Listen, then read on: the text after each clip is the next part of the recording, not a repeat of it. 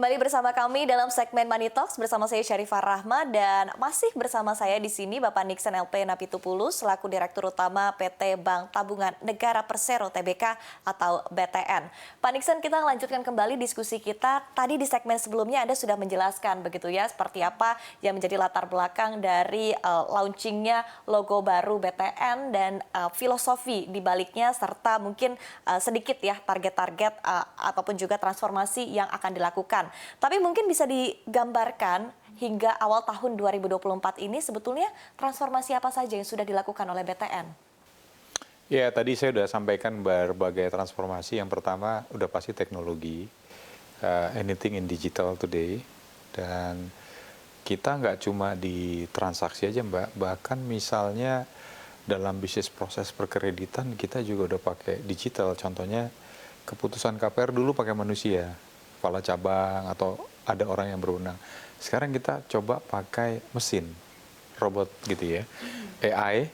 Dan ini AI ini kan terus berkembang, jadi database-nya masuk terus sehingga dia akan mengikuti nanti kredit-kredit yang akan jadi default gagal seperti apa, dia akan baca terus. Jadi dan lebih cepat, lebih standar dan lebih akurat. Oke, standar penilaiannya tetap sama atau sama. Jadi parameternya dimasukin gitu ya. Kita juga nggak ngerti gitu ya.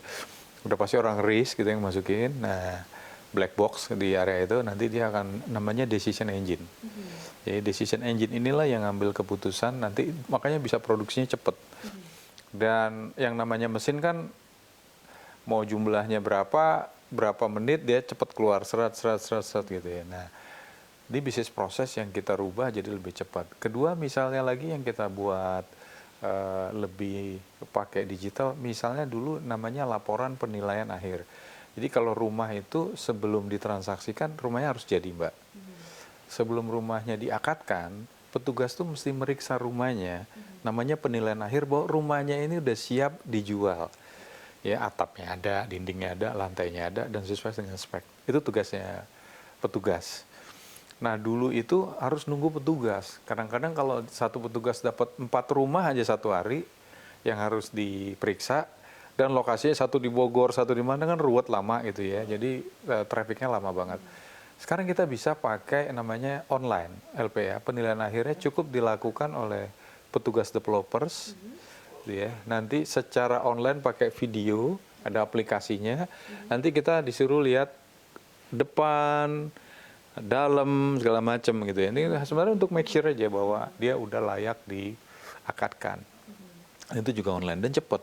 Kalau satu petugas maksimal 3 titik di Jakarta yang ruwet ini, maka itu bisa jauh lebih banyak dapatnya. Dan secara teknis juga sudah bisa dilakukan ya Pak Nixon? Lebih mudah sebenarnya gitu ya.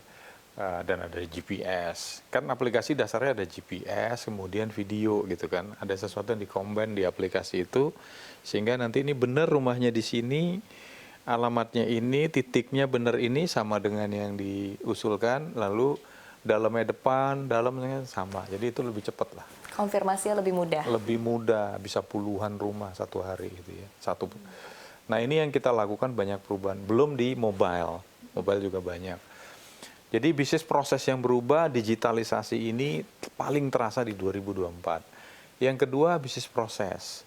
Bisnis proses kami tadinya lama karena juga banyak pintu. Nah ini kita akhirnya jadiin satu tempat namanya regional loan processing. Jadi namanya kayak loan factory, kayak pabrik kredit gitu. Nah masuk ke sana kayak ban berjalan di satu titik aja mereka langsung keluar, langsung cair. Jadi cepat sekali sekarang. Nah itu juga membuat standar kualitasnya sama, nggak bergantung petugas. Oke, baik. Menarik sekali begitu Pak Nixon tadi transformasi yang dilakukan dan tentu harapannya ini akan berdampak ya, terlihat begitu kepada kinerja Bank BTN ya khususnya di tahun 2024 ini. Kita lihat di tahun 2023 saja sebetulnya kinerja juga sudah cukup baik ya Pak ya. Kita lihat laba bersih juga meningkat kalau tidak salah sekitar 15% secara year on year begitu. Tapi mungkin bisa dijelaskan lebih dalam lagi seperti apa targetnya untuk di tahun 2024. Makasih Mbak, di kredit kita masih akan tumbuh gitu ya. Ke 23 kita kredit tumbuh 11,88. Dan ini pertama kali juga BTN kredit tumbuh double digit setelah Covid. Jadi setelah Covid kita udah double digit, angkanya cukup baik. Dan tahun 2024 ini kita akan proyeksikan di kisaran 11-12% juga. Memang di Januari, Februari ini aja kita udah tumbuh lumayan nih saya lihat nih kecepatannya. Karena memang pemerintah kemarin kan ngeluarin instrumen relaksasi ya banyak ya. Termasuk relaksasi misalnya PPN dibebasin, kemudian ada bantuan biaya di depan, dan seterusnya dan seterusnya. Itu menciptakan penjualan yang meningkat. Saya nggak tahu kenapa ya, kalau developer bilang diskon 11%, terus pemerintah bilang bebas PPN 11%, masyarakat lebih percaya ini. Ya, ini buat mereka ini beneran terjadi pemotongan harga gitu. Kalau ini kan ini diakalin nih harganya naikin dulu terus diskon gitu. Kalau ini kan Persepsinya enggak. lebih real ya. Nah, persepsinya lebih real sehingga memang animonya itu membaik. Nah, transaksi itu terjadi. Dan menurut saya kita akan tetap tumbuh di KPR cukup tinggi di tahun ini gitu ya. BTN kan segmennya adalah 1 miliar ke bawah rumah-rumahnya, beda dengan bank lain. Dan kita punya 12,7 juta keluarga yang belum memiliki rumah, yang disebut backlog. Nah, ini marketnya gede banget. Kedua, dari sisi dana memang kita harapkan tahun lalu kita tumbuh 8,7%. Tahun ini kita bisa harapkan tumbuh di sekitar 8-9%. Walaupun market tumbuh 3,8 tahun lalu. Tapi kita bisa ambil kesempatan bisa naikin dana lebih tinggi dari market. Nah, ini kita coba dorong lagi, labanya tumbuh 15%, terima kasih. Cuma memang kalau untuk laba saya agak sedikit lebih hati-hati ya, karena memang kita dulu punya masalah, pencadangannya kita naikin dulu. Nah, rasio pencadangannya kita naikin dan itu terjadi gradually naik terus. Sampai nanti pada titik tertentu pencadangannya kita rasa sudah sangat cukup, baru kita agak lebih push tumbuh di laba. Oke, baik. Tapi optimis ya Pak ya di tahun 2024 ini juga kinerja akan lebih moncer lagi, apalagi juga kalau kita lihat mungkin tren dari suku bunga juga sudah mulai akan diturunkan ya Pak ya di tahun 2024 ini. Kemudian bisa digambarkan Bapak mungkin strategi yang akan dilakukan tentunya untuk mencapai target-target yang tadi sudah dijelaskan, Pak Nixon? Ya, yang pasti kami nambah beberapa unit-unit baru. Baik di area funding maupun di area lending gitu ya, kita punya unit-unit baru untuk tumbuh.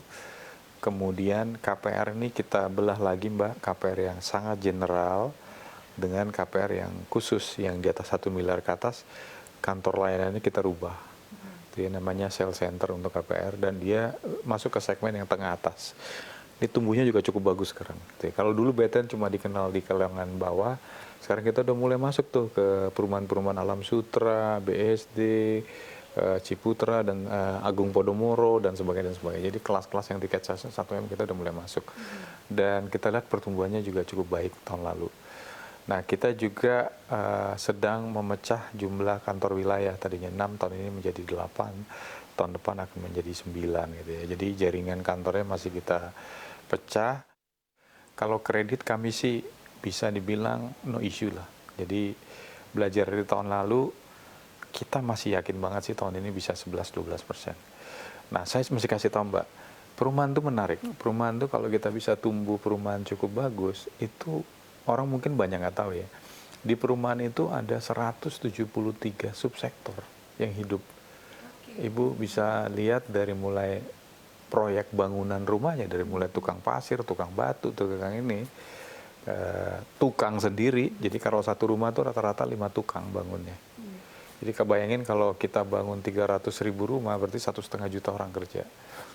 Nah, kemudian yang menarik lagi adalah setelah rumah jadi, itu muncul tuh ada sekolah, ada warung, ada salon, ada bengkel, dan lain sebagainya. Jadi kita pernah hitung 173 subsektor.